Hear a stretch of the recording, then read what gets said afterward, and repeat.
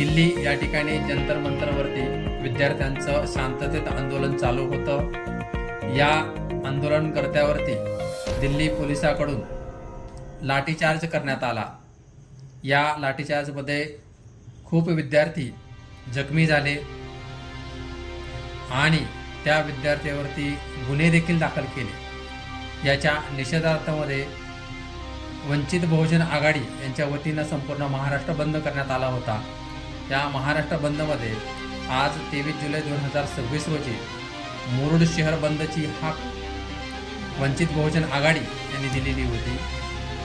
मुरुडमधील समस्त सर्व व्यापारी बांधव तसेच वेगवेगळ्या सामाजिक संघटना आणि राजकीय पक्ष या मोर्चामध्ये सामील झाले होते। अगदी शांततेत हा मोर्चा मुरुडमध्ये संपन्न झाला। तसेच सर्व नागरिकांनी, दुकानदारांनी, व्यापाऱ्यांनी, विद्यार्थ्यांनी या ठिकाणी अगदी शांततेत झालेल्या घटनेचा निषेध नोंदविला। हे आपण मुरुड शहराचे दृश्य पाहत असाल। हा वेगवेगळ्या भागामध्ये सर्व मार्केट दिवसभर बंद ठेवून दिल्ली या ठिकाणी झालेल्या अमानुष लाठीमारच्या संदर्भामध्ये सर्व व्यापारी बांधवांनी आपला बंद ठेवून या ठिकाणी निषेध नोंदविल्याचं दिसून येत आहे। आपण हे पाहत असाल एस टी स्टँडच्या समोरचे दृश्य आहेत, तसेच हे मार्केटचे दृश्य आहेत। तसेच आपण सरकारी दवाखान्याच्या समोरचे दृश्य पाहत असाल।